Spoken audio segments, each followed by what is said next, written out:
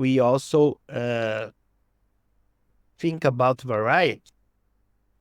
So Okay. each region, there's a big pressure of leaf minor. There's a big pressure of rust. Are you selecting the right varieties for your region? So this kind of thing, it like working with nature. So if I'm producing organic coffee in Brazil, it's possible, yeah, but I need to plant rust resistant variety. This episode is proudly brought to you by Mapper Forward's workshop. It's time to become a coffee consultant. Learn how to diversify your revenue streams and create freedom from your day job while saying goodbye to that alarm clock forever by becoming a consultant within the coffee industry or directly to consumers who have shifted towards home brewing and home roasting.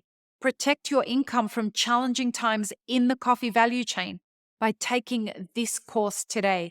Go to mapperforward.coffee/workshops or click the link in the show notes for details. Welcome to the Daily Coffee Pro by Mapper Forward, friends. I'm your host, Leah Safar, and this is episode 4 of a brilliant 5-part series with Murilo Bettarello. And we are talking about regenerative farming practices for coffee production. Murilo is based in Brazil, but has experience all over the world with coffee farms. In the last episode, we were talking about the value of local knowledge and local agricultural inputs. And in this episode, we're going to be talking about working with nature, not against it. Murilo, we're in a pivotal time in the coffee, in coffee production. We are in a pivotal time because what we have seen is that we have sometimes 6th and 7th generation coffee producers that are facing debt more than they've ever faced debt. They're also facing issues with climate that they've never faced before. They're facing issues with regards to succession, as we've spoken about, and it just makes it all too hard. And here we're talking about working with nature, not against it. What can producers do to work with nature that makes a lot of these things much easier? Yeah. As you say, not a very good, like an easy times for agriculture in general. No. Like coffee Arabica, it's, I think, very sensitive plant, no, because they like cool weather. They don't like very hot weather, Mm-hmm. and they don't like very cold weather as well. So They're very fussy, these Arabica plants, aren't yeah, they? so it's kind of like hard because you cannot grow them in temperature weather because like frost easy kill them, Mm. and but so there is in the world a limited space just in tropical zone with high Mm-hmm. altitude, and this region is like also facing like climate change problems, getting warmer and high periods of drought. We're seeing that in their origin. Yep. So we need to try to be resilient as we talk, and we need to use practice that we have nature with us, not against us. So I think in future, uh, as we talk, like we can use, there's a lot of combination of practice that we can use that and need to be a combination. There's not a silver bullet Okay. in nature. Like there's not a practice that I say, oh, biochar will solve coffee problem. No, it's a good practice. It's a good tool. Farmers need to work. Let's incentivize this as like, but it's not only biochar will not solve. It's a part of a system, right? Yeah, like nature is a life, like huge It's an mob, ecosystem. like yeah, ecosystem. So as I say, we can have a lot of like, let's go part by part. So as we are talking about in the soil, let's say I will establish a new plot. Mm-hmm. So what's the best way to do it? Is there the place that I will establish it's good? There's good topography. Mm-hmm. So how is the soil? They are poor. What kind of nutrients there is like unbalanced? So Maybe I need to put lime, magnesium, calcium. We usually soak deep. We have a big, deep soak Mhm. where we put organic matter in the soak, because for soils, usually when you go deep, there's low organic matter. So we take this opportunity to put this organic matter, and biochar is a very good thing to put now in the new establishment. So we correct the nutrients, and then we also think about variety. So Okay. each region, there's a big pressure of leaf miner. There's a big pressure of rust. Are you selecting the right varieties for your region? So this kind of thing, it like working with nature. So if I'm producing organic coffee in Brazil, it's possible, yeah, but I need to plant rust resistant varieties. Mm. And you've got to So have the right soil to receive and support the growth of that plant. yeah, Right. Right. So so where do they go from there? So somebody decides, okay, I'm going to invest in my farm. I'm going to transition to regenerative farming. So I need to fix my soil. First of all, I guess they got to get their soil tested. Is that correct? yeah, yeah, So you get your soil tested to figure out what is there. And then you figure out what you want to be planting, which varietals you want to be planting, and then you have to optimize the soil for that tree. Is that correct? yes, and also the layout of the system. So Okay. are we gonna? It's a hilly system. Is there's opportunity to put a small tractor or small tricycle in the farm, like Right. to to save labor? Do you have this as access of these things? Oh, are you gonna put shade? What kind of shade species? Are you gonna put the ones to have like some income, like avocado? I don't know. Or you will have also to attract natural enemies like Inga and like Lericidea, Erythrina. So it's kind of species we can use to attract natural enemies. Right. So everything need to be like really, In really good. harmony. Yeah, plainy. You know what it sounds like? It sounds like the difference between somebody who buys a coffee roaster and says, I'm just going to buy a coffee roasting machine and I'll figure out the rest later. They don't think Yeah, about their supply chain. They don't think about customer acquisition planning. They don't think about budgeting. They don't think about projected sales plans. They don't think about permits. They don't think about anything. They just go out, they buy the roasting machine and they say, that's it. Khalas, I'm going to build a roasting business. Whereas if you take it the other way around and you think, I'm going to write the plan and I'm going to test whether this is going to be viable, then we work the plan. Do you think that that's an analogy that works? no, yeah, for sure. And also like as we say, there's a big number of coffee in debt. Ah, so much. Yeah. So sometimes also you need to plan your cash flow. Yep. So to do you know that if you plant, you will spend this amount of money, you will have just the first harvest in 30 months? Yep. How are you going to eat Or from now until then? yeah, or even like sometimes 42 months. Yeah. Mm, So how you gonna do in this period of time? So mm. you need also to like plan all this, the cash flow, like, and how I work with nature, selecting good right species, have good soil.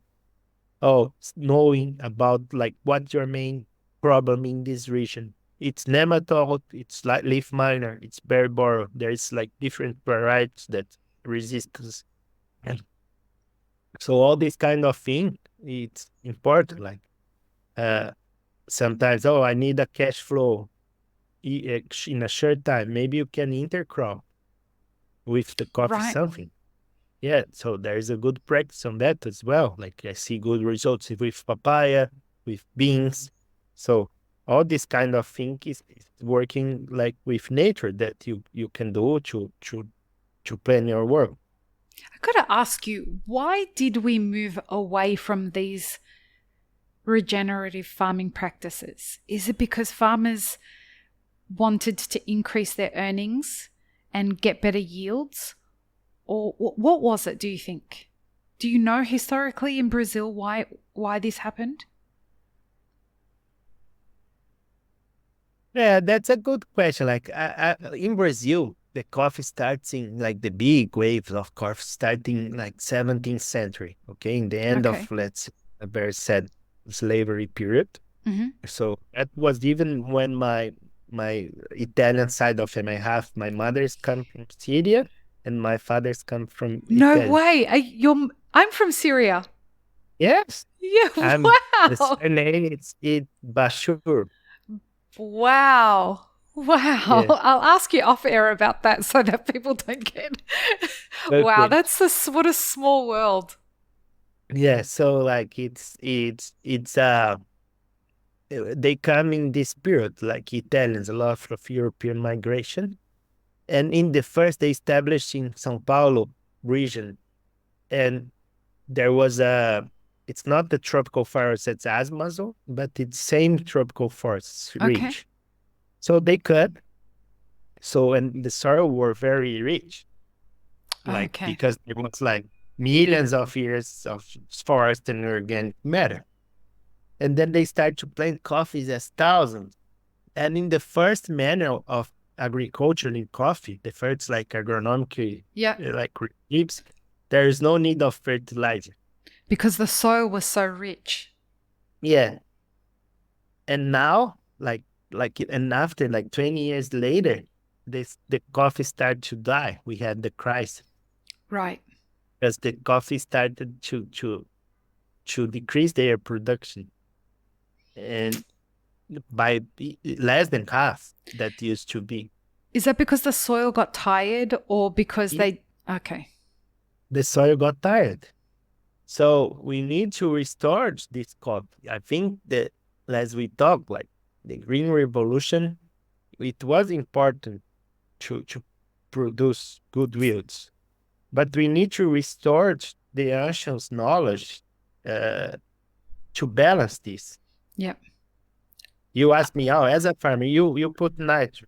Yes, I put, but in the right amount. I try to prefer use organic, local inputs like Mm. circular residues of some industry than NPK, traditional one. I have a very strange question that's going to sound like it's like doesn't have anything to do with this, but I promise you it does.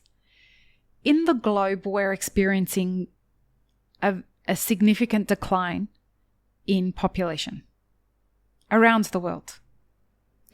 And this green revolution happened because we experienced a steep incline over the last century of population. What correlation do you think is going to happen between a return to regenerative agriculture and population decline? Yeah, that's very good question that I keep asking myself. But I think we have a decline in developed world, not in developing world. Yes, in developed worlds, Yeah, 100%. yeah, it's still increasing. So we still need to produce food in an affordable way. Mm-hmm. But I think it will once the world really start to decrease in the whole scale of the world. I think consumers have a very big role in play the role of adding value in regenerative food Mm. that they could add value. They could prefer like pay $1 more for a bag like in the supermarket of coffee that have been produced as regenerative coffee. And pro- I think that is the a big role of consumers. They add value. They give like more value for the food that have been produced in regenerative systems. But I also think also in the day by the day, the developing countries they need cheap food to keep To continue producing. to develop. Yeah, yeah, to continue developing it. And I'm hope that it's things like this that keep me hopeful about the world. I'm hopeful about the fact that the younger generations, Gen Z, particularly, are very intentional about making sure that they have a life to become leaders into. They have a world that they can become leaders into. And they want to support this kind of agriculture more and more and more. And I think it's going to become table stakes by the time, I think, is it Gen Next, the younger ones now? I think regenerative agriculture is going to become a part of their vocabulary. I think that depopulation, they say in 3 generations, in about 30 years, Korea's population will have decreased by 96%. Oh my God. Yeah, Italy is already decreasing a lot. Yeah. Yeah. But I think in the end of the day also, like if you take like cocoa and coffee is one of the best tool to distribute income from developed country to undeveloped country.